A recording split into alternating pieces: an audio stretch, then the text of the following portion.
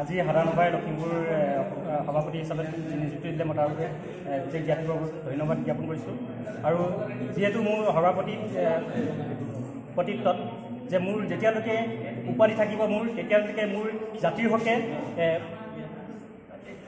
নিস্বাৰ্থভাৱে যাতে জাতি জনগোষ্ঠীয়ে কাম কৰিম তাৰ বাবে প্ৰতিজ্ঞাবদ্ধ হৈছোঁ। আৰু অনাগত দিনত যিখিনি জাতিৰ সমস্যা জনজাতিকৰণেই হওক বা অন্য ধৰণৰ টাই আহোম জনগোষ্ঠীৰ যিকোনো সমস্যাই হওক সেই নিৰ্মূলকৰণৰ ক্ষেত্ৰত যাতে মই নিস্বাৰ্থভাৱে ওলাই আহিব পাৰিম তাৰ প্ৰতিশ্ৰুতি লৈ মই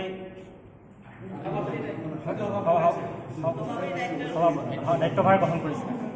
জাতি মাটি ভেটি কথাৰ চিন্তা কৰি টাই আহোম যুৱকত কেন্দ্ৰীয় সমিতি নিৰ্দেশ ক্ৰমে আজি লখিমপুৰ জিলা সমিতিত এখন সাধাৰণ সভা অনুষ্ঠিত হৈছিলে। আৰু এই সাধাৰণ সভাতে আমি নপুৰণি সতীৰ্থক লৈ এখনি নতুন জিলা সমিতি আমি গঠন কৰিছোঁ আজি। আৰু এই জিলা সমিতিখনত আজি সভাপতিৰ ৰূপে আমি কৈলাশ গগৈক আজি নিৰ্বাচন কৰি লৈছোঁ।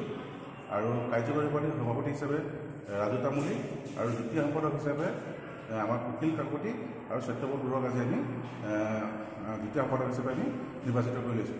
আৰু আমি ভাবিছোঁ টাই আহোম যুৱ পৰিষদ অসম লখিমপুৰ জিলা সমিতিখনৰ তেওঁলোকে যি নতুন দায়িত্ব গ্ৰহণ কৰিছে এই নতুন দায়িত্বই তেখেতসকলে আমাৰ জাতিটো তথা লখিমপুৰ জিলা সমিতিখন আগুৱাই লৈ যাব বুলি আমি আশা কৰিছোঁ। আজি টাই আহোম যুৱ পৰিষদ অসম টাইপাৰ লখিমপুৰ জিলা সমিতিৰ সাধাৰণ সভা আজি অনুষ্ঠিত হয়। আৰু এই সাধাৰণ সভাতেই টাইপাৰ লখিমপুৰ জিলা সমিতিখন একত্ৰীকৰণ কৰি শক্তিশালী ৰূপত পুনৰ্গঠন কৰা হৈছে।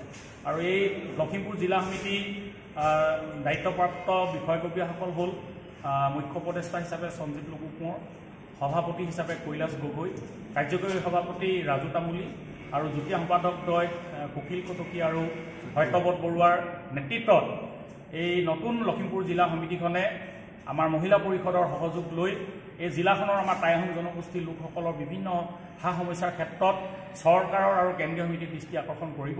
আৰু অনাগত দিনত আমাৰ এই নতুন জিলা সমিতিখনে টাই আহোম জনগোষ্ঠীৰ লোকসকলক একত্ৰিত কৰি কাম কাজ আগুৱাই নিব।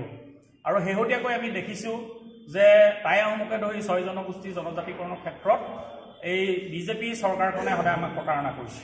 2014 চনতেই সেই সময়ৰ প্ৰধানমন্ত্ৰী পদৰ প্ৰাৰ্থী নৰেন্দ্ৰ মোদী ডাঙৰীয়াই কৈছিল যদি তেখেতসকলক আমি ভোট দিওঁ তেতিয়াহ'লে টাই আহোমকে ধৰি 6 জনগোষ্ঠীক অতি শীঘ্ৰে তেখেতসকলে জনজাতিকৰণ কৰিব, 6 মাহৰ ভিতৰত আমাক জনজাতিকৰণ কৰাৰ প্ৰতিশ্ৰুতি দিছিল।